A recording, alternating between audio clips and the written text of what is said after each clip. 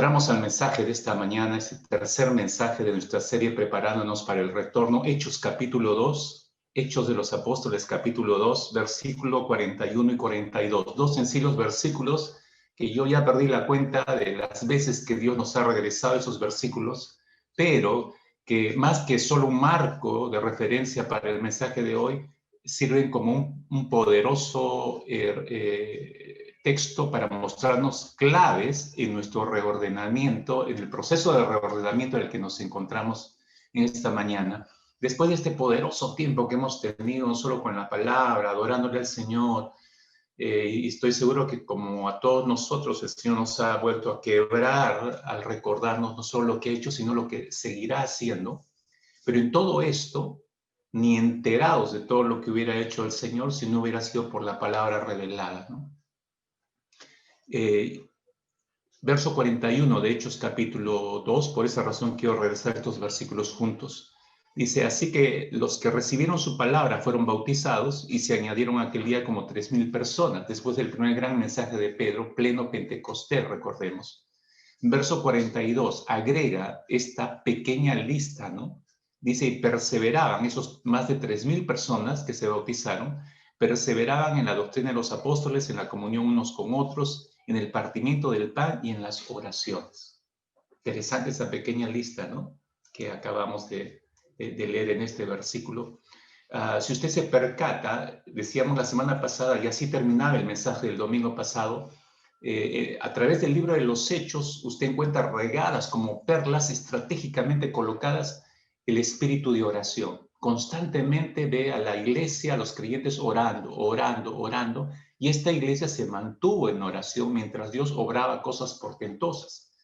Dios nos recordaba el domingo pasado que detrás de cada una de estas oraciones iba asociado grandes moveres de parte de Dios.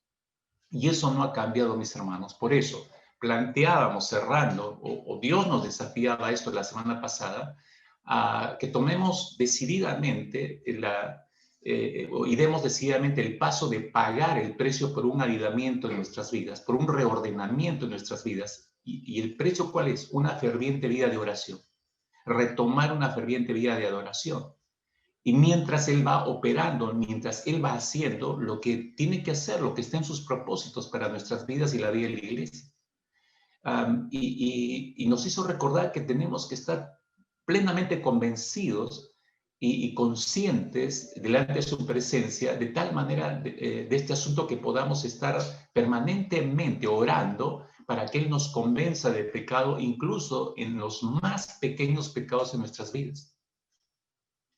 Ahora, yo creo firmemente, mis hermanos, que esta es la razón por la cual el Señor les mandó, o nos mandó a nosotros, la iglesia, a todos los creyentes, orar sin cesar. 1 Tesalonicenses 5:17, recuerda ese mandato. O sea, es tan importante en estos tiempos recordar ese mandamiento del Señor. Una vez más, no es un planteamiento, no es una idea que arrojó el Señor. Bueno, si deseas la puedes tomar en consideración, si puedes hacerlo. No, es un mandato, orar sin cesar. Ahora, si usted se ha dado cuenta, si eso viene a tono de mandato de parte de Dios, ¿por qué es tan insistente el Señor a través de ese mandato? ¿Por qué quiere que persistamos de esa manera en la oración? Tiene que haber una razón. ¿Y sabe cuál es la razón? Simplemente la razón de Dios tiene que ver, para habernos dado ese mandamiento, tiene que ver con nuestra naturaleza como seres humanos. El Señor sabe cuán inconstantes podemos ser en la vida de oración. Y porque sabe que somos inconstantes en la vida de oración, entonces al caer la oración, cae nuestra dependencia de Dios. Dios sabe eso. Nosotros somos los que a veces no nos percatamos de ello. Entonces, Dios sabe esto y es parte de nuestra naturaleza de pecado, el ser inconstantes en los mandatos del Señor. Por eso es que Él necesita no solo recordarnos, sino mandarnos. Oren sin cesar. No olviden, en otras palabras, no olviden el orar sin cesar, dijo el Señor. No es por mí, es por ustedes. El mandato es más por causa de nosotros, no por el Señor. La Biblia nos muestra en este versículo 42 que los he llevado en el libro de los Hechos 2, nos lleva a apreciar y a ver que la iglesia que nació perseveraba en 4 cosas importantes. Ahora, esta pequeña lista es una clave para nosotros el día de hoy. Si hasta aquí no se ha dado cuenta, le voy a ayudar a darse cuenta. Empezamos la semana pasada por la última parte de esta lista. porque esta lista, dice, nos recuerda, quizás ahí comunicación nos va a ayudar a graficarlo. Este versículo 42 simplemente nos recuerda que perseveraba esta iglesia en la doctrina de los apóstoles, en la comunión unos con otros, en el partimiento del pan y en las oraciones. ¿Correcto? Esa lista es clarísima ahí no hay necesidad de explicar nada. Ahí está esa lista, ahí están esas claves. Ahora, si eso es tan claro, también es claro, le hago recordar, así pegado a este versículo 42, Filipenses capítulo 2, versículo 12. ¿Qué dice el apóstol Pablo en Filipenses 2, 12? Porque Dios es el que en vosotros, dice, produce así el querer como el hacer por su buena voluntad. Y de hecho que usted también recuerda esto, ¿no? Esto es algo que está diciendo el apóstol Pablo por revelación del Señor. Dios es el que en vosotros produce así el querer. Eso significa que Dios nos da el deseo, Él despierta el deseo, eso significa. Como el hacer, dice, por su buena voluntad. Es decir, Él nos da el poder para llegar a hacer lo que a Él le agrada. No, nos da el poder para hacer lo que a Él le agrada, no lo que a nosotros nos agrada. Entonces, mire, dos cosas ahí interesantes en ese versículo. Dios es el que pone el deseo, es el que nos motiva ese deseo, es el que despierta ese deseo y al mismo tiempo nos da, en segundo lugar, su propio poder para que nosotros ejecutemos eso que es su buena voluntad. Esas dos cosas están juntas en este versículo. Eso significa, mis hermanos, que Dios mismo puso el deseo en el corazón de este grupo de creyentes, esta primera iglesia, estas más de 3,000 personas. Dios puso el deseo en sus corazones a todos y cada uno de ellos y les dio el poder al mismo tiempo para perseverar. ¿En qué? En lo que usted ve en el versículo 42, en la doctrina, en la comunión unos con otros, en la Santa Cena y en las oraciones. Dios puso el querer y el hacer, dio el poder para hacerlo. No estaba en ellos, recuerdo, así como no está en nosotros. Y ellos lo hicieron motivados por el Señor y terminaron ejecutando lo que Dios les había dicho que hicieran, porque esa era la voluntad de Dios y eso es lo que agradaba a Dios. Esa es la voluntad agradable y perfecta que nos manifiesta las Escrituras. Ahora, de por sí se plantea la pregunta, ¿no? ¿Por qué Dios puso ese deseo? Pudo haber puesto cualquier otro a esta iglesia naciente. ¿Por qué puso el deseo de perseverar en estas 4 cosas? ¿Por qué? Pudo ser cualquier otra situación, mis hermanos. ¿Por qué estas 4 cosas? ¿Será acaso, mis hermanos, cuando yo hablo de claves, acá estamos en un proceso de aprendizaje, necesito que mi vida sea reacomodada, aprendamos de estas claves. Acá están las claves para el reordenamiento, ¿no? ¿Será que estas disciplinas, estas 4 disciplinas que vemos aquí en Hechos 2:42, son columnas principales que mantienen la iglesia tanto unida como cumpliendo con los propósitos de Dios en esta tierra? Que sin esas columnas no podríamos mantener la unidad y no podríamos llevar a cabo los propósitos de Dios en la tierra. ¿Será que estos 4 elementos son columnas sumamente importantes para mantener todo esto? Si usted se ha dado cuenta o no, quizás le ayudo, hay un hilo que corre a través de estos 4 y el hilo es el primero, por eso lo pone en primer lugar, es la palabra de Dios, la doctrina de los apóstoles. Claro, acá dice doctrina de los apóstoles no porque les pertenezca a ellos, sino porque ellos enseñaban lo que recibieron de Jesús. O sea, estaban ejecutando el mandato de Dios. Entonces era una forma de hacer referencia a la doctrina de Cristo, que en otro texto nos muestra, ya le llama la doctrina de Cristo, como la doctrina de los apóstoles. Es lo mismo, es la palabra del Señor. Entonces, eso es lo primero que usted se da cuenta en esta pequeña lista o en estas pequeñas claves, como quiera llamarla. Es la palabra de Dios, es el hilo que corre a través de las demás. Por esa razón está en primer lugar, ya que sin la palabra de Dios no habría comunión unos con otros. Porque el llamado a la comunión y a la unidad como iglesia, Dios lo reveló a través de su palabra y nos enteramos a través de la palabra, ¿no? Tampoco podríamos perseverar en la mesa del Señor como lo hemos hecho en esta mañana si no se nos hubiera revelado en la palabra divina que debemos celebrarla porque desde allí proclamamos el Evangelio de Jesucristo, ¿no? Que Él murió por nosotros y que regresa pronto también. No podríamos hacerlo. Tampoco hubiéramos podido perseverar en las oraciones si no hubiéramos conocido el mandato de Dios, orar sin cesar, si no hubiéramos tenido acceso a la palabra revelada de Dios. Entonces, si se da cuenta, este es un hilo que corre a través de los otros elementos, la palabra de Dios, por eso está en primer lugar. La semana pasada estaban mis hermanos revisando esta lista como cosas que hay que retomar antes del retorno a la iglesia. ¿Por qué? Porque son cosas que no hemos estado ejerciendo bien o no hemos estado usándolas correctamente. Por eso Dios nos detuvo a todos en el mundo entero, hablando solamente de la iglesia. Porque esto llegó al borde, dijimos la semana pasada, de ofensa a Dios, no lo están haciendo correctamente, han caído en la trivialidad, en la religiosidad, en el formato nada más, perdió la vida, hay que detenerlos. Entonces, Él nos detuvo para reflexionar en lo que estábamos haciendo, mejor dicho, en lo que no estábamos haciendo correctamente, y esa actitud tenía que ser corregida. Todos estos 10 meses está usándolo el Señor para redarguirnos, para que podamos corregir. El domingo pasado nos propusimos el reordenamiento de la vida de oración, no sin lucha, ya se dio cuenta, ha pasado una semana y yo supongo que todos han enfrentado luchas severas. Como un par de hombres me escribieron y me dijeron, pastor, esto está resultando bien difícil. ¿Y quién dijo que iba a ser fácil? Esta es una lucha permanente.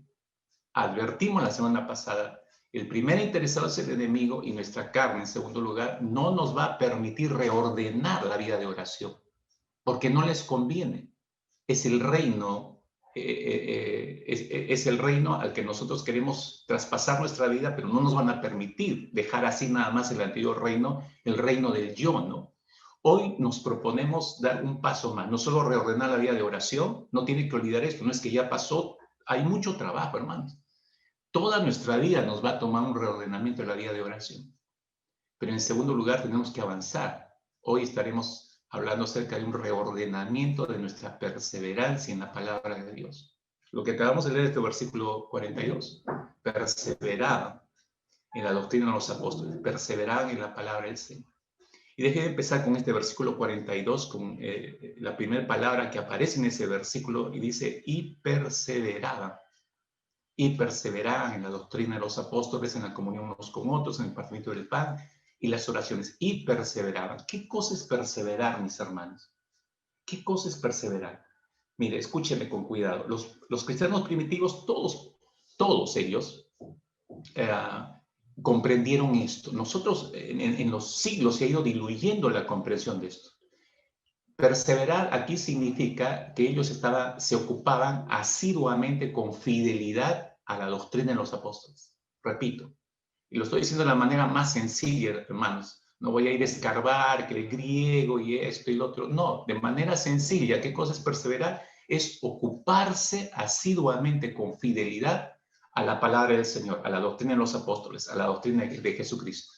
En otras, aparte de otras actividades que menciona el verso 42, porque no solamente perseverar en la doctrina, también menciona las otras cosas. Pero acá estamos centrándonos. La semana pasada nos centramos en la oración, el final de la lista. Ahora he regresado al primer elemento de la lista, la doctrina. ¿No? Perseveraban en la doctrina, se dedicaban asiduamente con fidelidad a la doctrina de los apóstoles. Eso significa. Y eso hizo que esta iglesia hizo de esta ocupación en la doctrina su prioridad principal. Su prioridad principal era enseñar la palabra y con ella la edificación espiritual de los creyentes para ayudarlos en su proceso de maduración. Ya el Señor había establecido que desde que empezaran a congregarse, desde que entregaran su vida a Él como nuevos creyentes, todo aquel que se sumaba a la iglesia apenas hubiera tomado una decisión por Cristo Jesús como Señor y Salvador. Si bien recordará, versículo 20 del capítulo 28, es clarísimo, enséñeles que guarden todas las cosas que yo les he mandado. Se tomaban la decisión, se sumaban a la iglesia y empezaba su proceso de enseñanza de la doctrina. Por eso los apóstoles dedicaban continuamente su tiempo a la enseñanza. Continuamente estaban enseñando. La enseñanza de la palabra ocupaba un lugar importante dentro de sus reuniones. Tristemente hoy en día, solamente digo esto para hacer un paralelo, y creo que es una de las razones por las cuales Dios detuvo todo esto, si echamos un vistazo panorámico internacional, a todo el mundo, a todas las iglesias. Tristemente, hoy en día, esta no es o no ha sido, yo espero que esté cambiando eso, ¿no? Pero hasta antes de la pandemia no era la prioridad de muchas iglesias, lamentablemente.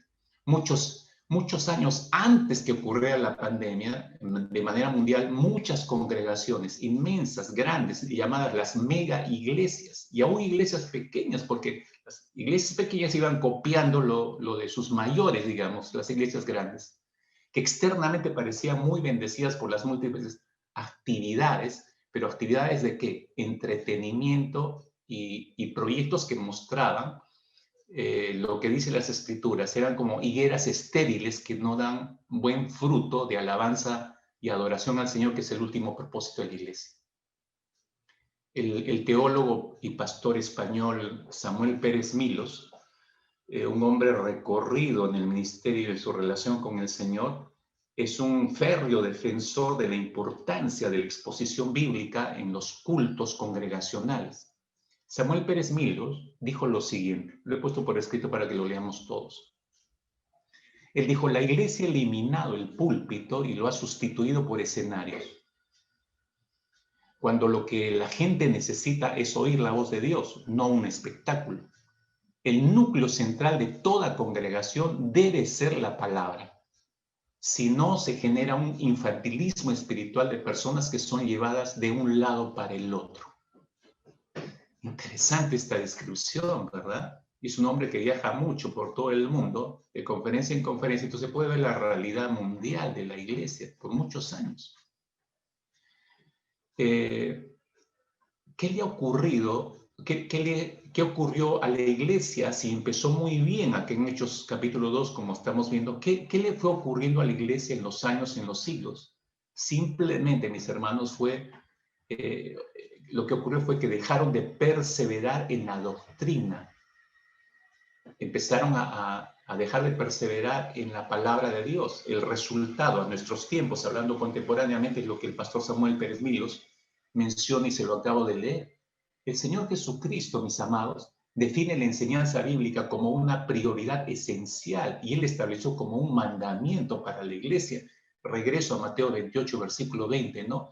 Enséñeles que guarden todas las cosas. Enséñeles. Puede hacer discípulos por evangelización. Hay que enseñarles la doctrina. Fue enfático el Señor en eso. La enseñanza de los nuevos creyentes comenzaba, cuando vemos la historia de la iglesia, comenzaba desde antes de la conversión, ya que la predicación del evangelio se expone delante del perdido y a través de esta, la obra de Dios, y esto hace posible la salvación del hombre. El evangelio es poder de Dios para salvación de todo aquel que cree, dijo el apóstol Pablo, ¿recuerda usted?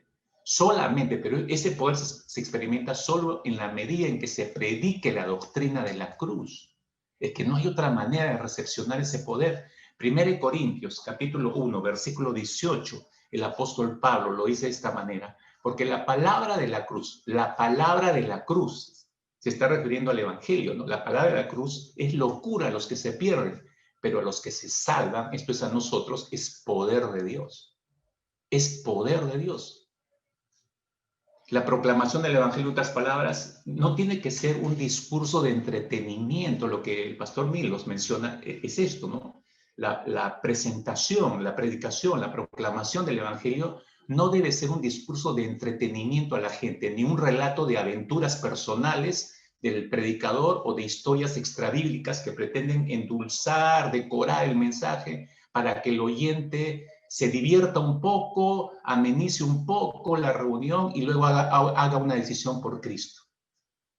No, al pecador, necesitamos recordar, al pecador perdido, debe enfrentársele con la realidad del pecado, con la situación personal en que la Biblia dice en que se encuentra, para hablarle de la obra realizada por el Salvador, tal como lo expresan las Escrituras, llamando al pecador a un encuentro personal en fe hacia Jesucristo, para que todos sus delitos y pecados puedan ser perdonados y se reconcilie con Dios.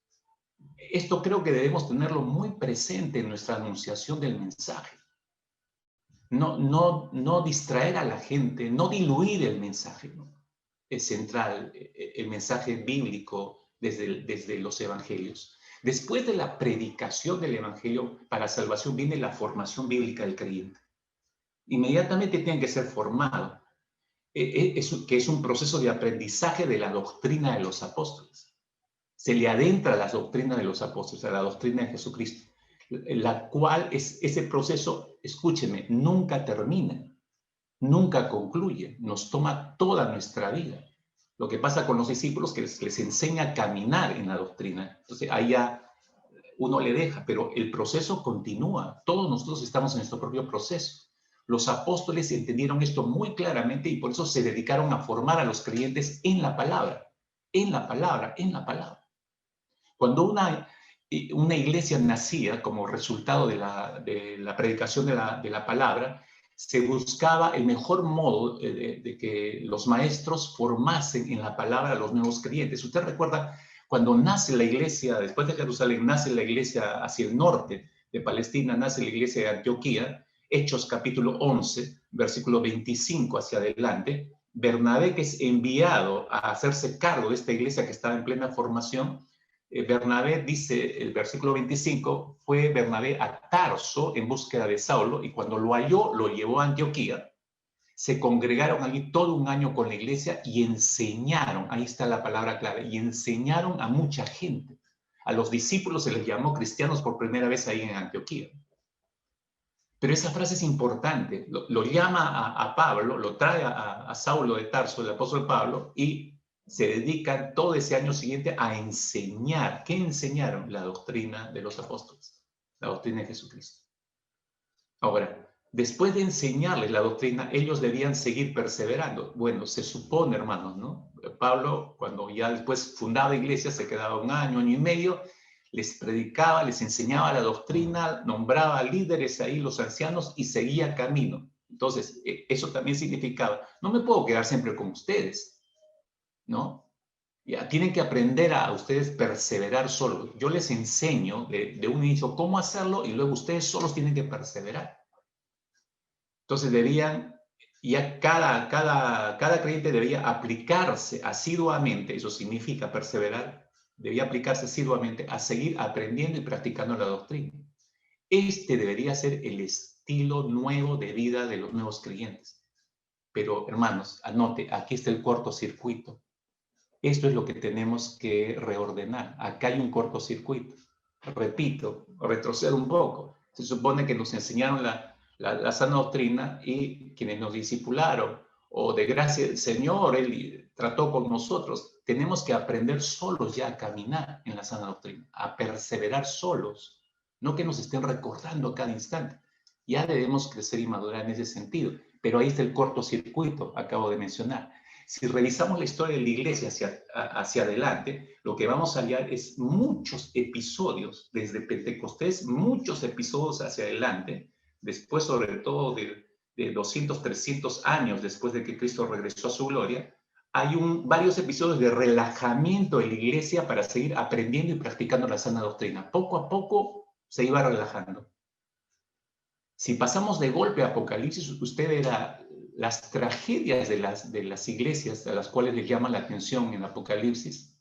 El Señor es producto de eso, porque relajaron su proceso de seguir siendo perseverantes en la doctrina. Y permitieron varias cosas, porque relajaron su continuo aprendizaje y obediencia a la palabra del Señor. Hay un texto en segunda de Juan que es para remecer, yo diría que es tan real para estos tiempos. Segunda de Juan, la segunda carta del apóstol Juan, que es una carta muy cortísima, es la carta más corta del Nuevo Testamento, en los versículos 8 y 9, que nos puede mostrar la razón del por qué algunos o muchos cristianos dejaron de perseverar en la doctrina. Dice segunda de Juan 8 y 9, mirad por vosotros mismos para que no perdáis el fruto de vuestro trabajo, sino que recibáis galardón completo. Cualquiera que se extravía y no persevera en la doctrina de Cristo no tiene a Dios. El que persevera en la doctrina de Cristo, ese sí tiene al Padre y al Hijo. Es un texto inquietante, hermanos. Juan usa la palabra perseverar acá, el que persevera, dice, lo está usando como una regla, es como colocar una medida para el creyente, ¿no? Como los padres Tenían ahí marcada en la puerta una regleta, ¿no? Para ir chequeando el crecimiento de sus hijos. Hoy creciste 2 centímetros. Hoy creciste 8 centímetros. Carlitos, ven, hoy decreciste 5 centímetros. Había una regleta ahí para medirnos, ¿correcto? Entonces, así está poniendo el apóstol Juan como una regla, la palabra persevera, como una medida. Y acá amplío el significado de la palabra perseverar. Juan nos ayuda a ampliar la definición de la palabra perseverar. No solo es dedicarse asiduamente a la doctrina, sino perseverar también significa quedarse, significa permanecer. Quedarse, permanecer. Para permanecer en algo después de haberlo comenzado, tú y yo necesitamos tomar la decisión de continuar, de quedarnos ahí, de seguir en ese lugar. Eso significa perseverar. Para mostrar que estás en comunión con Dios, tienes que permanecer en las enseñanzas de Cristo. Esto es permanecer en su palabra. Si no permaneces en la palabra, simplemente estás mostrando que no tienes comunión con el Señor. Y si no tienes comunión con el Señor, es muy probable que no seas salvo. Porque los hijos de manera natural siguen al Padre. Les gusta estar con el Padre, ¿no? El Señor Jesucristo lo dijo de esta manera. Juan capítulo 14, versículo 23 y 24, Juan 14, el Señor Jesús respondiendo les dijo a sus discípulos, el que me ama, mi palabra guardará. El que me ama, mi palabra guardará. Y mi Padre le amará. Y vendremos a él. Y haremos morada con él. El que no me ama, no guarda mis palabras, y la palabra que habéis oído no es mía, sino del Padre que me envió. Cuando Jesús utiliza el término guardar, es justamente esto. Cuando guardas algo es porque tiene valor, le das importancia, porque has decidido permanecer en esa palabra. Entonces Jesús dice, si tú perseveras en esa palabra, lo vas a seguir guardando, ¿no? Y entonces eso va a mostrar tu amor por mí. Y es una promesa tremenda, porque dice que ve a algún creyente hacer esto, entonces vendrá él y hará morada en ese creyente. Esto nos muestra, es un cuadro precioso de profundidad de comunión con el Señor que todos anhelamos. Pero la profundidad de comunión con el Señor viene de esta manera, no viene solamente por orar o por desearla. Hay un trabajo de por medio acá y hay un trabajo de reordenamiento. Para todos los jóvenes que me están escuchando en esta mañana, que se sienten algunos desafiados con todo, tanto que los han animado, que ustedes son la generación del bicentenario y que ustedes son los veladores de toda la marcha del país y que ustedes son el futuro y tanto les han metido esto a los jóvenes que creen que es cierto. Pero quiero, hablando de perseverar, poner el ejemplo de un joven inglés que perseveró en el aspecto social de su nación, como el que estamos viviendo ahora, pero de manera correcta. Este no fue de los jóvenes que salían a apedrear a todo el mundo o como creyente, salgo o no salgo, salgo o no salgo, estaba en ese interín. No, es un gran ejemplo y espero que inspire a muchos, sobre todo los que les late su corazoncito por el bien social. Esta es una gran historia, que es una gran vida que tienes que leerla y espero a los interesados, a los jóvenes les pueda ayudar. Me refiero a William Wilberforce. William Wilberforce fue un parlamentario inglés del siglo XVII y empezó su carrera parlamentaria desde muy joven. Miren, escúchenme, entre los 22 y 23 años de edad ya era un parlamentario. Siempre yo pregunto, ¿cuántos jóvenes de este 22, 23 no están haciendo absolutamente nada? Bueno, excepto pasarse 30.000 horas en el celular acomodando todo su Instagram y mandando mensajitos sin sentido y chatarra, ¿no? No, este joven era distinto. Entendió la importancia de perseverar tempranamente. Tuvo un encuentro, cuando empieza su recorrido parlamentario, tiene un encuentro con un amigo íntimo que lo introduce a las escrituras. Y ahí es donde cambia la vida de William Wilberforce. Tiene un encuentro con Jesucristo, le entrega su vida al Señor, joven. y empieza un reordenamiento en su vida, de sus pensamientos, de su forma de enfrentar el Parlamento, de sus discursos, empieza a sistematizar toda su vida. Fue un gran luchador toda su vida, mis queridos jóvenes, fue un gran luchador para la abolición de la esclavitud en Inglaterra, que fue muy fuerte entre todo el siglo XVII hasta empezando el siglo XVIII, fue muy fuerte la esclavitud en Inglaterra y en muchas partes del mundo. Desde el Parlamento incansablemente presentó proyecto tras proyecto, proyecto tras proyecto para la abolición de la esclavitud. Entendió la importancia de la perseverancia. William Wilberforce es un gran ejemplo de cristiano en una posición tan alta como el Parlamento inglés, ejemplo de perseverancia. Y por eso lo estoy proponiendo esta mañana, para entender con un modelo práctico, vivo, lo que es la perseverancia, no con una definición simplemente, sino con acciones de personas. Entonces, él entendió la importancia de la perseverancia. Él dijo lo siguiente, ahí léalo conmigo. Con cada día que pasa, dijo, me vuelvo más sensible al hecho de que mi labor debe ser afectada por actuaciones constantes y regulares y no por actuaciones repentinas y violentas. ¿Qué quiso decir? Cuando entendemos lo que hizo, toda una vida, como le decía, por eso primero le describía, luchando por la abolición de la esclavitud en Inglaterra, William Wilberforce, joven, llega a esta primera conclusión, ya como creyente, ¿no? No puedo actuar de manera irregular. Si usted, cuando lea su biografía, va a descubrir que era un joven como muchos otros, solo le importaba la juerga, lo social, le encantaba salir con los amigos, y se pasaba en esa vida. Cuando empezó su vida como parlamentario, todavía continuaba en eso. Pero al conocer a Cristo, cambia todo en su mente el Señor. Y el amigo que lo adentró, curiosamente, empezó discusiones con él desde el texto en griego, le empezó a predicar el evangelio, cosa curiosa. Como un intelectual, William Wilberforce entendió perfectamente, y ahí es donde tiene ese encuentro con Cristo Jesús. Eso lo hace reordenar su forma de enfrentar el Parlamento. Entiende la gran responsabilidad que tiene, que no pueden ser actuaciones así fugaces, ¿no? Y este es un gran ejemplo y aplicado al día de hoy en cuanto a perseverancia, mis hermanos. ¿Qué quiso decir William Wilberforce con lo que acabamos de leer? Lo que estaba manifestando es lo siguiente, mis hermanos: lo que necesitamos en nuestras causas de justicia social. Muchos de ustedes, estoy seguro que la justicia social tiene un fuerte énfasis en sus almas.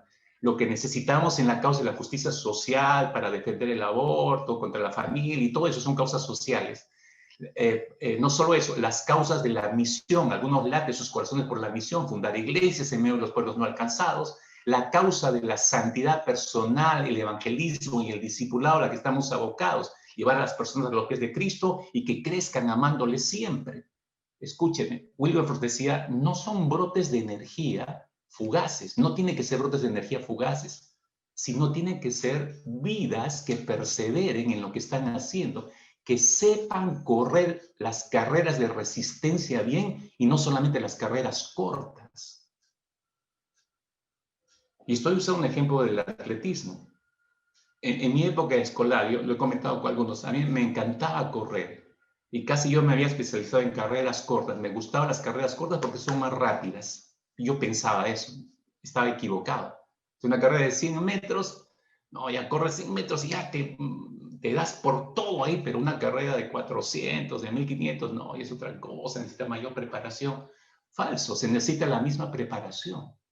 Exactamente, un atleta necesita la misma preparación. La única diferencia es solamente el tiempo y la distancia, pero se necesita la misma preparación. Pero algunos tienen esa idea, ¿no? Prefieren lo rápido ya, pero no perseverar en lo más prolongado. Pero ahí se ve la talla de los cristianos. Wilberforce perseveró por la abolición de la esclavitud durante casi 20 años, hermanos. Ahora, escuche esto, por favor, es interesante en la biografía de William Wilberforce. Él muere, después de haber luchado tantos años por la abolición de la esclavitud, muere, y 3 días después el Parlamento inglés recién saca el decreto para la abolición de la esclavitud. Él no vio el resultado final, ¿no? Pero él perseveró en esta lucha, no con un argumento político ni social. Subrayen eso algunos jóvenes que quieren salir apedreando a las calles. No con un argumento ni político o social, sino bíblico. Como decía, Cristo le cambió la vida a William Wilberforce cuando lo conoció. Este fue su sustento ante el Parlamento inglés para que abolieran la esclavitud en una de sus intervenciones en el Parlamento. Como vemos acá en nuestro Congreso, no se levantan, piden la palabra y dicen, perdónenme, cualquier cosa, pero no hay un argumento así poderoso. Si nuestros congresistas hablaran con William Wilberforce, fíjese cuál fue el argumento ante el Parlamento inglés. Este fue su argumento para persuadirlos. Él dijo, existe un principio por encima de todo lo que sea política. Cuando reflexiono sobre el mandamiento que ordena no matarás, y al creer que dicho mandamiento procede de una autoridad divina, ¿cómo puedo atreverme a anteponer a esto cualquier tipo de razonamiento? Señores, cuando pensamos en la eternidad y en las consecuencias a futuro de toda conducta humana, ¿qué puede haber en esta vida que provoque que cualquier persona contradiga los principios de su propia conciencia, los principios de justicia y las leyes de Dios? ¿Sabe cuántos años tenía William Wilberforce cuando proclamó esto? Ni siquiera tenía 25 años. Tenía entre 22 y 23 años. Tremendo discurso, hermanos. Toda mi vida que yo llevo escuchando a los diversos congresistas, nunca he escuchado un argumento como este. Nunca. El apóstol Pablo definiría, y no quiero quedarme con William Wilberforce, quiero regresar a las Escrituras. ¿Cuál es la definición de perseverancia del apóstol Pablo? Aquí está para equilibrar la balanza. Filipenses capítulo 3. Esta es la definición de perseverancia del apóstol Pablo. Filipenses 3, versículo 12, dice Pablo, no que lo haya alcanzado, no que ya lo haya alcanzado ya, ni que ya sea perfecto, sino que prosigo. Esa es una palabra clave. Eso significa perseverancia. Prosigo por ver si logro hacer aquello para lo cual fui también asido por Cristo Jesús. Hermanos, yo mismo no pretendo haberlo ya alcanzado, pero una cosa hago, olvidando ciertamente lo que queda atrás y extendiéndome. Eso es perseverancia. A lo que está delante, prosigo nuevamente, eso es perseverancia, prosigo a la meta, al premio del supremo llamamiento de Dios en Cristo Jesús. Esta es una excelente definición de lo que es perseverancia, mis hermanos. Y yo decía en este versículo 42, ¿qué cosa es perseverar? Esto es perseverar, mis amados.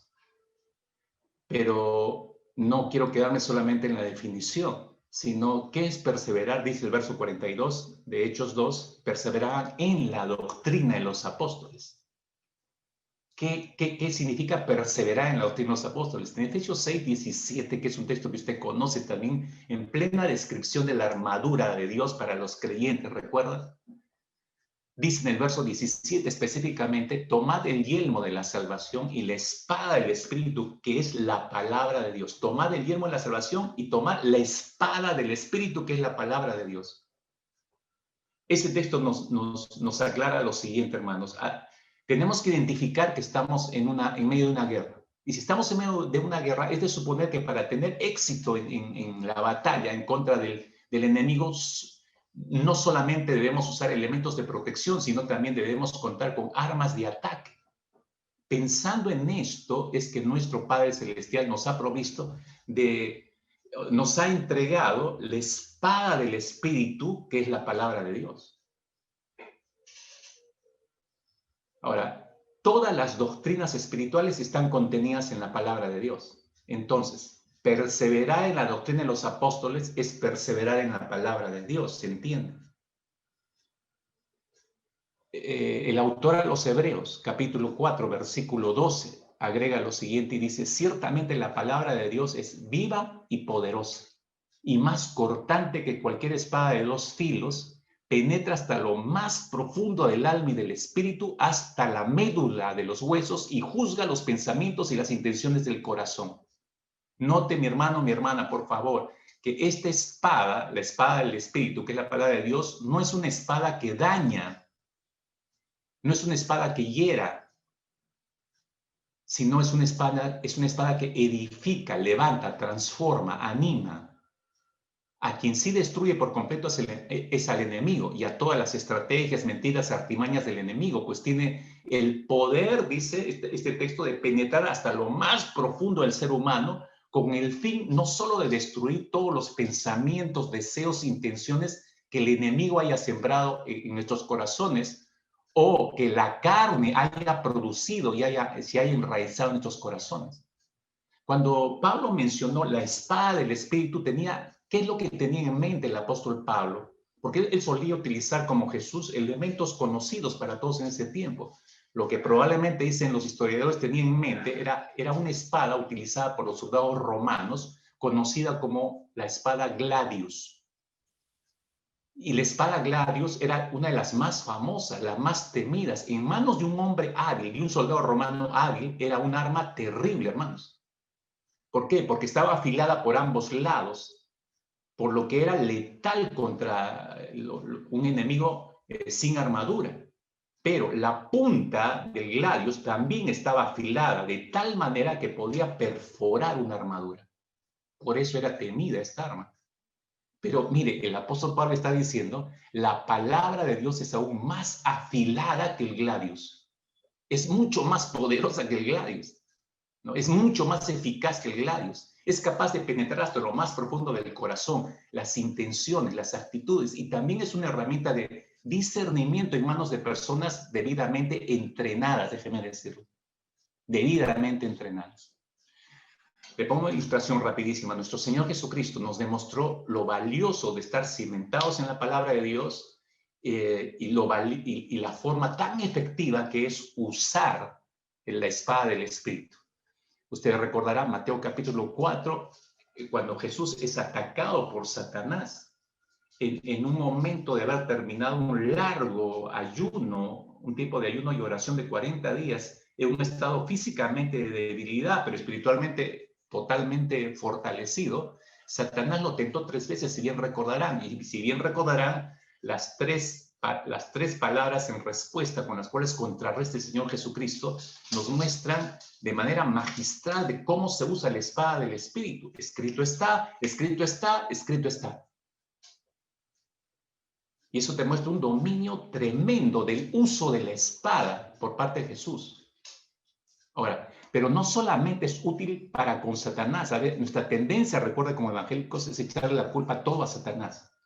Sino también es útil la espada del Espíritu para enfrentar nuestra propia carnalidad, nuestra propia mente carnal. El apóstol Pablo, si se da cuenta, él utilizó una analogía militar cuando habló de la lucha cristiana. Pero él describió pensamientos y actitudes que debemos vencer de la misma manera como un soldado usa sus armas para derrotar al enemigo. Mire el texto que usa el apóstol Pablo en su segunda carta a los Corintios, no está hablando de Satanás. Según de Corintios capítulo 10, versículo 3 hacia adelante, dice, pues aunque andamos en la carne, no militamos según la carne, porque las armas de nuestra milicia no son carnales, sino poderosas en Dios para la destrucción, aquí viene, de fortalezas, derribando argumentos y toda altivez que se levanta contra el conocimiento de Dios y llevando cautivo todo pensamiento a la obediencia a Cristo. La carta está escrita a un grupo de creyentes, a una iglesia específica. No está hablando de Satanás, está hablando de la batalla del creyente en sus propias mentes. Y hay actitudes, hay pensamientos que hemos permitido que nos llevan contrariamente al conocimiento de Dios. Esos hay que llevarlos cautivos. El creyente tiene que ejercitar una cautividad y obligar sus pensamientos a la obediencia a Cristo Jesús. No es lo que tú quieres, es lo que Cristo quiere que yo haga. Pablo se está dirigiendo a esos cristianos y les está diciendo que derriben esas fortalezas que ellos mismos han construido en sus mentes, o en algunos casos probablemente que el enemigo a través de saetas encendidas ha creado en sus mentes. Pero son fortalezas que ellos las tienen en su carne y que ellos han levantado cual murallas que no permiten el ingreso del conocimiento de Cristo. Entonces, el querer conocer en forma más profunda la palabra del Señor, mis queridos hermanos, tiene que ser una persona, para ser una persona competente, un creyente competente y hábil en el uso de la espada. Esa es una decisión personal que cada uno de nosotros tenemos que tomar. Nadie te puede obligar a hacer eso. Podemos entender en nuestro propio entrenamiento cuán valiosa es esta arma cuando empezamos a comprobar la efectividad de esta arma y cuando la empezamos a utilizar correctamente. El querer conocer en forma más profunda la palabra de Dios, mis queridos hermanos, exige trabajo. Los soldados romanos, regresando a esta imagen del gladio, los soldados romanos no podían ser enviados a la batalla sin tener un amplio entrenamiento en el uso del gladius. Miren cómo los entrenaban, los colocaban en una primera instancia y los hacían usar escudos hechos de mimbre, pero espadas de madera. Estas espadas de madera solían pesar el doble. El escudo y la espada para el entrenamiento pesaba el doble de lo normal. ¿Y por qué los hacían entrenar con esto? El objetivo, la idea era que si el aprendiz podía usar hábilmente estos objetos más pesados, entonces cuando usaba los verdaderos tendría más ventaja de ser más rápido y más letal en el uso del gladius. Ese era el propósito. Entonces empezaba así su entrenamiento. Pero en segunda instancia los hacían entrenar extensamente con estas armas a cargo de alguien más especializado, más avanzado, un entrenamiento adicional en la técnica de combate y movimientos. No solamente en el uso, sino ya el cuerpo a cuerpo. Había otros soldados que los adiestraban en esto. Ahora, lo que me llamó la atención es que los presionaban tanto estos soldados que hasta su alimento dependía de su entrenamiento. Es decir, la ración para los instructores que se hacían cargo de ellos era una buena ración de alimento. Y para los que estaban aprendiendo era menos cantidad. Si no respondía hábilmente en el entrenamiento, le daban menos alimento. Mejoraba en su aprendizaje, le daban más alimento. Entonces los presionaban. Entonces, ¿quién no quería comer mucho? Hombres, recuerden, en plena actividad. Entonces, se exigían por sí mismos, ¿no? Para alcanzar esos niveles y poder comer bien también, ¿no?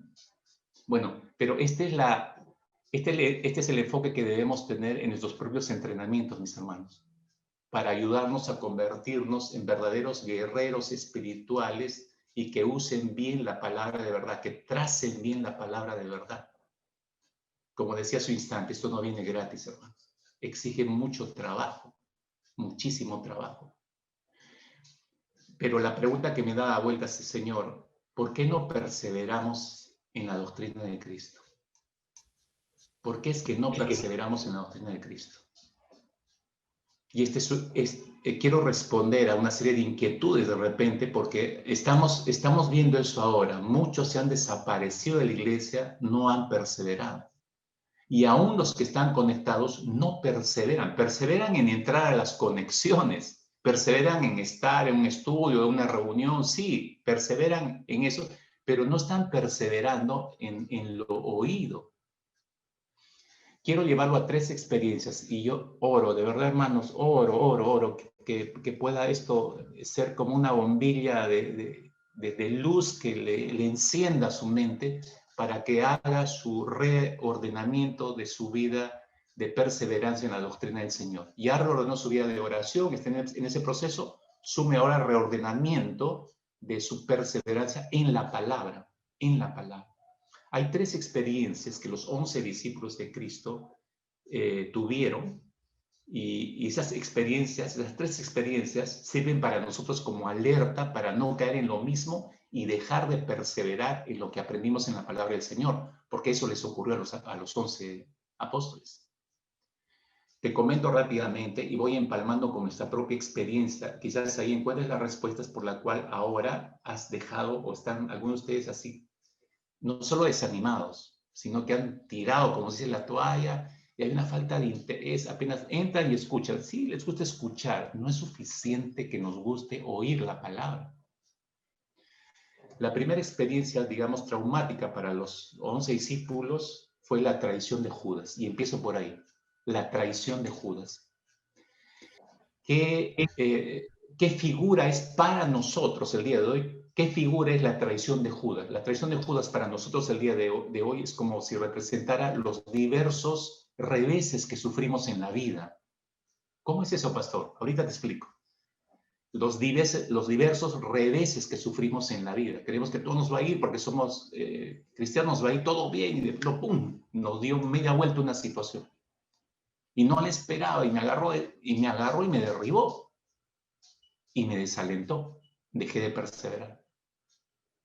Ahora te describo. Mira, cuando Jesús reveló en la última cena que tuvo con los discípulos, si bien recordarás, reveló que iba a haber un traidor y que era el propio grupo íntimo de él.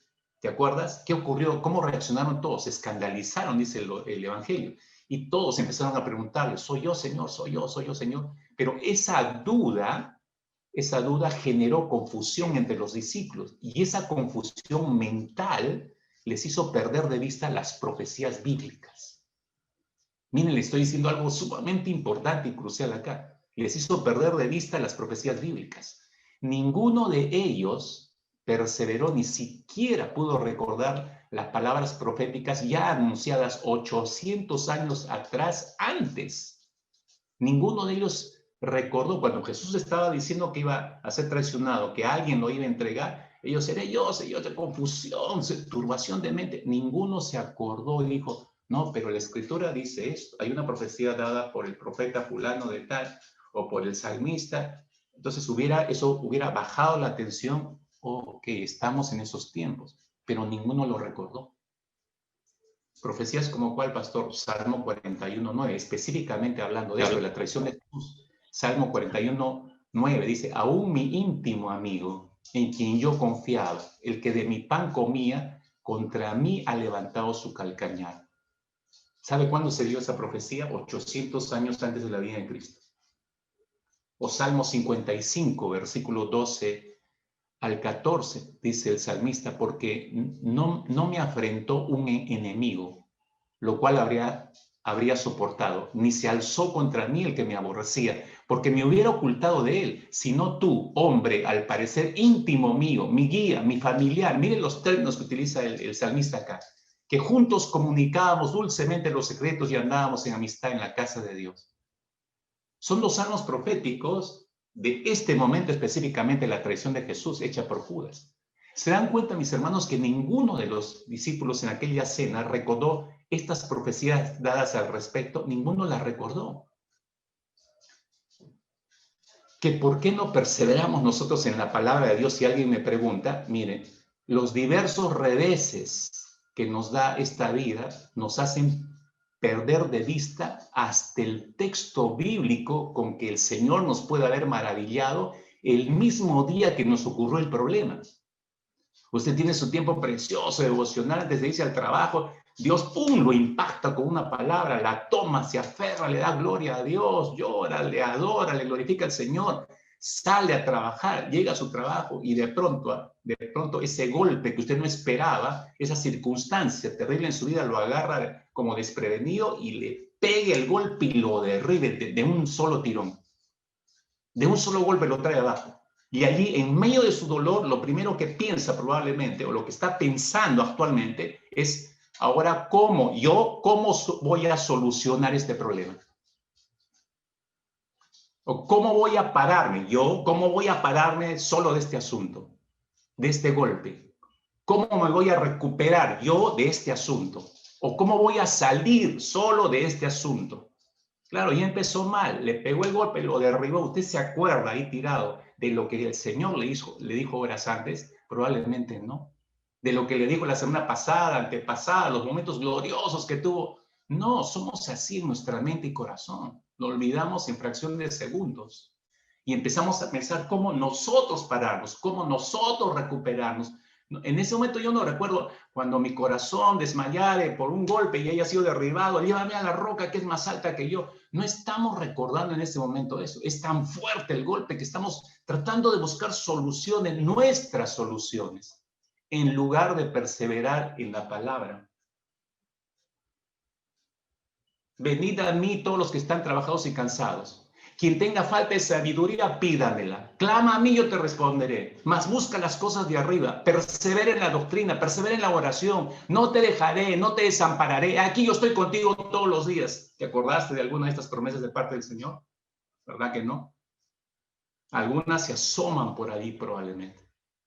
Pero como te decía, allí tirado por los reveses de la vida que sufrimos, ¿cómo salgo de esto? ¿A dónde apelo? ¿A quién pido prestado? ¿A quién? Empezamos mal en nuestra mente. No nos acordamos de la doctrina, no perseveramos. Esos momentos, por favor, anote, esos momentos es donde debemos más perseverar en la doctrina. Pero yo le hablaba de 3 cuadros. Esto los derribó a los discípulos. La traición de Judas, la segunda experiencia casi continua, hermanos. Ni siquiera se habían recuperado de esta. Y a veces nos suele ocurrir eso, ni siquiera nos hemos recuperado de esta y de pronto volteas y te agarra otro golpe por este lado y te vuelve a derribar.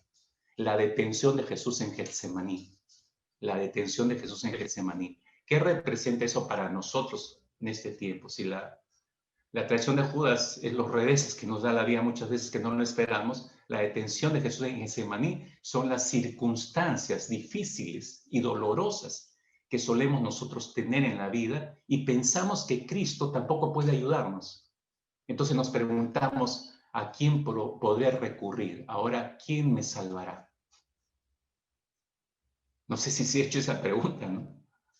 Le explico cómo funciona esto. Los discípulos al inicio, sobre todo el apóstol Pedro, como usted recordará, luchó, hablando específicamente de Pedro, ¿no? Pero también los otros discípulos, estando en el huerto de Getsemaní, recuerdan, cuando ya Jesús regresa a la oración, viene la turba, los soldados del templo, todos armados y con antorchas, se arma la gresca ahí. Y los discípulos lucharon con los soldados.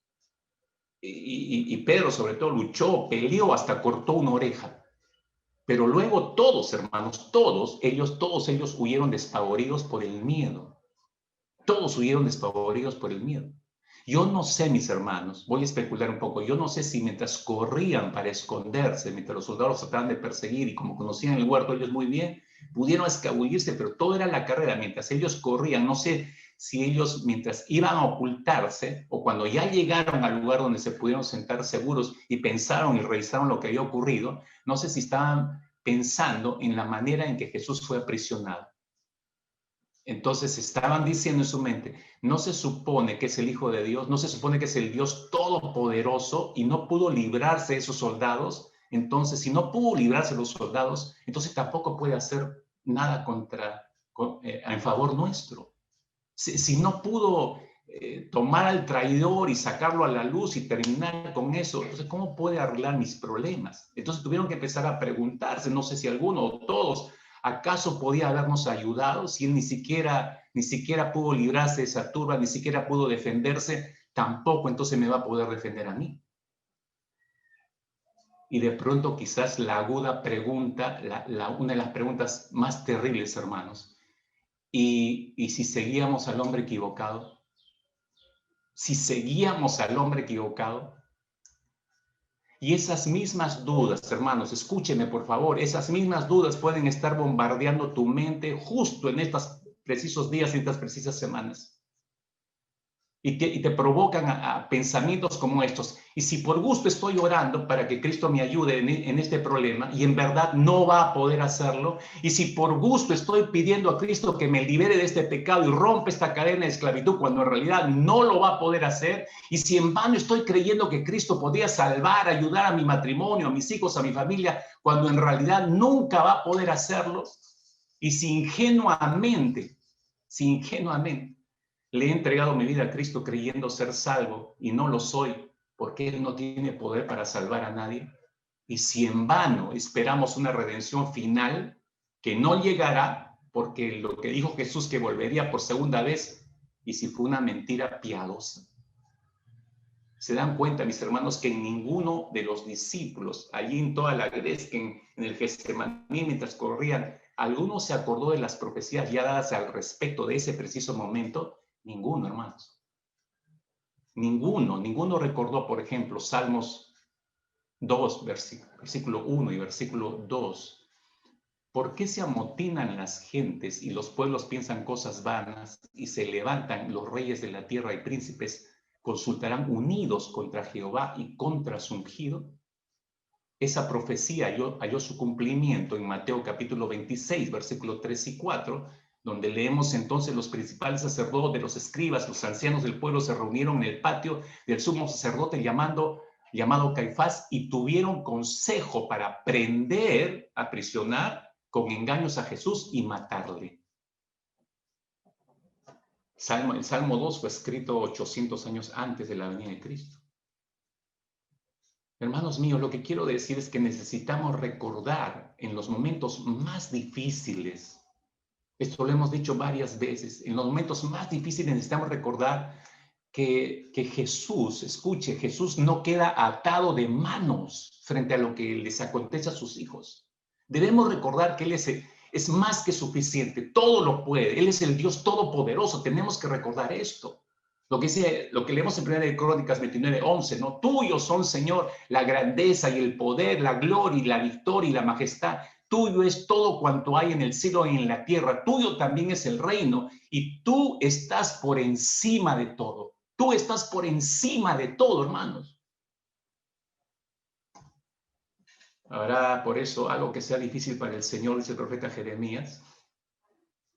Tú conoces esa pregunta. Entonces, no solamente son los reveses de la vida los que nos pueden haber hecho perder el paso de seguir perseverando. Algunos de ustedes, probablemente mis hermanos, tristemente no están perseverando porque algún revés en estos últimos meses lo ha bajoneado, lo ha tirado abajo. O alguna circunstancia como el huerto de Getsemaní. ¿Dónde estás, Dios? ¿No? Y no creo que puedas hacer algo en esta oportunidad. Esa era la reflexión de los discípulos probablemente. Si lo aprisionaron y él no hizo nada, bueno, no es el todopoderoso como pensábamos.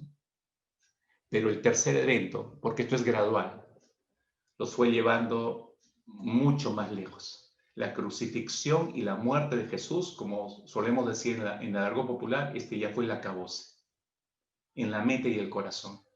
Y de verdad que oro porque no estés en ese punto, hermano. ¿Qué representa eso para nosotros el día de hoy? A los discípulos los derribó por completo. Recuerda que solo Juan estaba el más cerca, todos los demás estaban muy lejos, porque temían ser tomados, identificados como discípulos y ser tomados prisioneros y ser crucificados también. Había temores. La muerte, este es el extremo, y decía, porque fíjense, los rebeldes de la vida nos desaniman, nos desalientan, nos tiran abajo, pero puede llegar peligrosamente si no volvemos a la palabra y perseveramos en la palabra. No solamente podemos quedarnos tendidos, mis hermanos, sino podemos perder de vista absolutamente a Dios. Y estoy hablando de la muerte de Dios para muchos. Claro, los evangélicos no decimos esto, Dios ha muerto, no, eso es para los ateos. Pero nuestras formas de comportamiento, nuestras actitudes para con el Señor muestran como si Dios estuviera muerto en nuestras vidas. La muerte de Dios para muchos. Es por eso que ya muchos no tienen límites, no tienen valores eternos, no han perdido de vista los valores absolutos de la palabra. La vida se vuelve totalmente relativa. Uno mismo construye entonces su vida y cada quien vive su vida como mejor prefiera, de manera liberal, igualitaria, amoral, una vida donde el cielo y el infierno se hallan aquí en la tierra y después de esta vida no hay absolutamente nada. Espero que usted no haya llegado a ese punto. Oramos que usted no haya llegado a ese punto, que alguna familia haya llegado a este punto. Al inicio, si se da cuenta, los discípulos quizá tuvieron alguna esperanza que soltaran a Jesús, ¿no? Lo llevan prisionero a Jesús y quizá alguno pensó, no estaban pensando en las profecías. Entonces, de repente, puede que lo suelten, que alguno de sus jueces le tengan misericordia y lo terminen soltando. No, pero ellos pensaron que podía haber una alternativa, pero cuando lo ven ya crucificado, agonizante y luego muerto, el mundo se les vino abajo a todos los discípulos. Se dan cuenta que en ese momento crucial, que ninguno de ellos recordó o comentó entre ellos mismos las profecías ya dadas al respecto a ese momento que estaban siendo testigos, crucifixión y muerte de Jesús. Ninguno se acordó. Salmo 22, versículo 16, dice el salmista, que perros me han rodeado, me ha cercado, cuadrilla de malignos horadaron mis manos y mis pies. Está describiendo la crucifixión. Esa profecía, una vez más, fue dada más de 800 años atrás, antes del nacimiento de Jesús. Isaías 53, versículo 9, agrega, y se dispuso con los impíos su sepultura, muerto, está hablando de muerte, mas con los ricos fue en su muerte, aunque nunca hizo maldad, no hubo engaño en su boca. Esta profecía fue dada 500 años antes del nacimiento de Jesús. Ninguno de los discípulos hizo mención a ninguna de estas profecías, mis hermanos, que como buenos judíos debían conocerlas, les habían escuchado, habían sido enseñados. Ni esta ni ninguna otra profecía que anticipó su crucifixión y muerte, ninguno se acordó, ni tampoco recordaron las propias palabras de Jesús con ellos. Mateo capítulo 17, si usted recordará, versos 22 y 23, ¿no? Estando ellos en Galilea, Jesús les dice a sus discípulos, el Hijo del Hombre será entregado en manos de los hombres y le matarán, mas al tercer día resucitará. Y ellos se entristecieron en gran manera. O sea, ¿por qué se entristecieron? Sus orejas quedaron y le matarán. ¿No escucharon lo siguiente? Y al tercer día resucitará. Como que no. Nosotros nos golpean, nos quedamos con el golpe y no hay capacidad de recuperación. ¿Dónde hallamos capacidad de recuperación? En la palabra. Cuando Jesús les dijo esto, se entristecieron y cuando ocurrió estaban más tristes y deprimidos. Como decía, se les cayó el mundo entero. ¿A usted se le ha caído el mundo entero? ¿Está acá solamente porque es evangélico? ¿No tiene fuerzas para abrir su Biblia? ¿No tiene fuerzas para orar? ¿No quiere ya? Es más, ya no quiere hacerlo. Mire el resultado final de todas estas situaciones de los discípulos, estas tres situaciones que enfrentaron. El resultado final fue que todos ellos cayeron en un abismo de tristeza y cayeron en un abismo de falta de esperanza. ¿Y qué hicieron? Regresaron a sus trabajos anteriores. Toda la sana doctrina que oyeron de Jesús, todo lo que recibieron de Jesús quedó atrás. Nadie de ellos recordó en esos momentos cruciales, nadie la mencionó, nadie la trajo a la mente de los demás, ninguno trajo a colación ninguna de las enseñanzas de Jesús, ninguno de ellos tenía el menor deseo de perseverar en algo que no recordaban. ¿Qué es lo que había ocurrido, mis hermanos, con estos discípulos? Acá hay una clave para terminar, hermanos. Ellos se deleitaron. Sermón en la montaña. ¿Cuántas horas habrá durado ese sermón? Sentados, encandilados, oyendo la palabra del Señor. Oyendo, pero no retuvieron en sus mentes y corazones todas esas verdades probablemente. Y ya vemos síntomas de eso, ¿no? Jesús está por marcharse después de 40 días con ellos, que repasó seguramente todo eso, está por irse, van al monte donde él va a regresar a su gloria y dice que algunos de ellos seguían dudando. Esto es impactante, hermanos. Esto es impactante. Entonces, llegado el momento de la prueba, por eso ahora entendemos, llegado el momento de la prueba, tanto oír y no retener, en el momento de la prueba no les alcanza lo que oyeron. Igual como muchos probablemente, los que nos están escuchando en esta mañana, les está pasando. No pueden resistir y no pueden enfrentar lo que ha venido sobre ustedes, no pueden enfrentar el tiempo de la prueba. ¿Por qué? Porque no perseveraron en los últimos años, no perseveraron, quizás todos los años que tienen en el Señor, no perseveraron en la doctrina, ni siquiera pueden recordar en los momentos cruciales la advertencia y el mandato más sencillo que dio el Señor. En el mundo tendréis aflicción, pero confiad, confiad, confiad, confiad, yo he vencido el mundo. Ni siquiera eso recordamos probablemente. Le ha dado un revés la vida, hermano, hermana. Ha venido una circunstancia terrible sobre su vida que no puede, no sabe cómo manejarla. Ha llegado al abismo de sentir que no, bueno, Dios está bien, respeto, ahí está Dios, pero es como si hubiera muerto en su corazón. No tiene el menor afecto, pasión y dedicación para con Él. Este es un momento para reordenar, vida de perseverancia. Recuerde, no es suficiente oír. El oír viene con la obediencia a la palabra. ¿Correcto?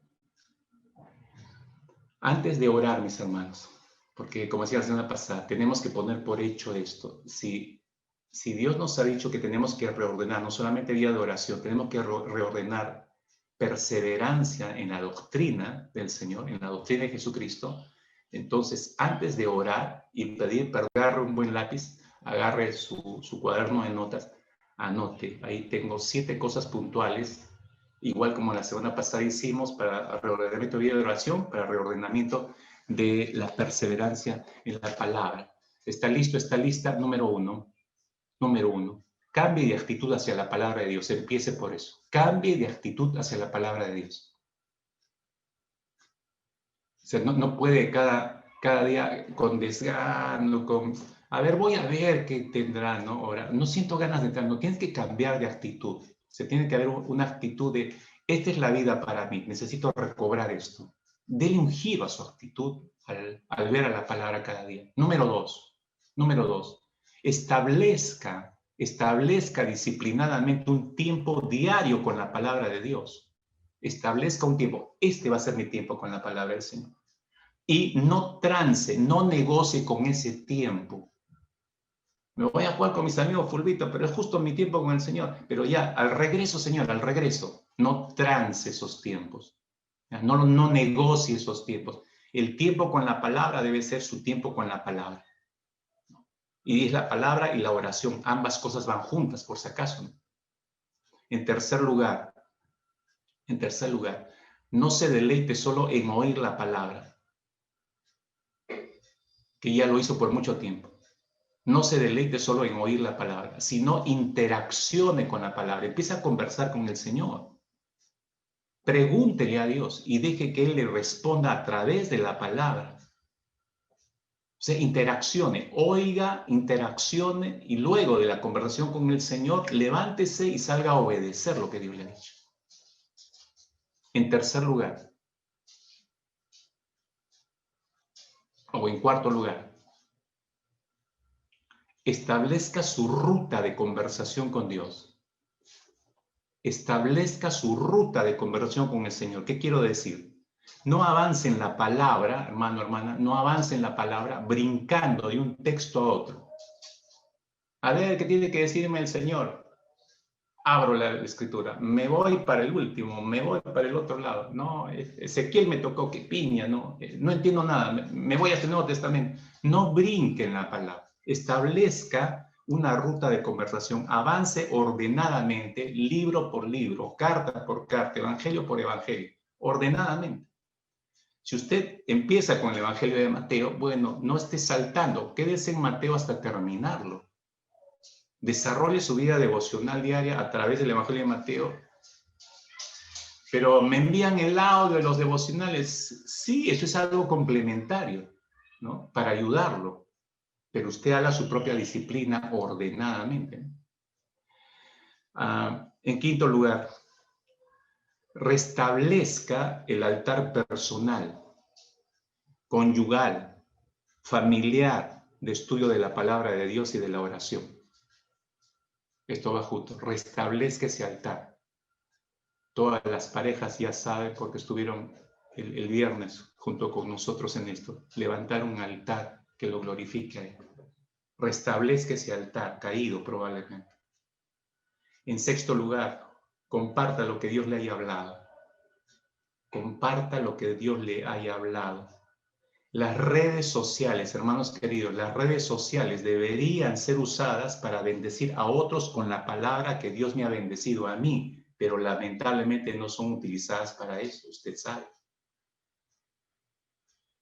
Estoy comiendo mi ceviche después de 10 meses y estoy en la casa de mi cuñado disfrutando la parrillada. ¿Y a quién le importa, no? Eso edifica nuestras vidas, ¿verdad que no? Y desperdiciamos tiempo, escritura, enviar esto. ¿A quién edifica? Entonces, ¿cuál es el beneficio de esto? Mientras usted vaya compartiendo más, hablando más de lo que el Señor le ha mencionado, más usted va a retener también, porque le está dando vueltas a lo que Dios le dijo. Está revisando, compartiéndolo, hablándolo. Por último, mis hermanos, en séptimo lugar, ejercite una memorización con propósito de la palabra.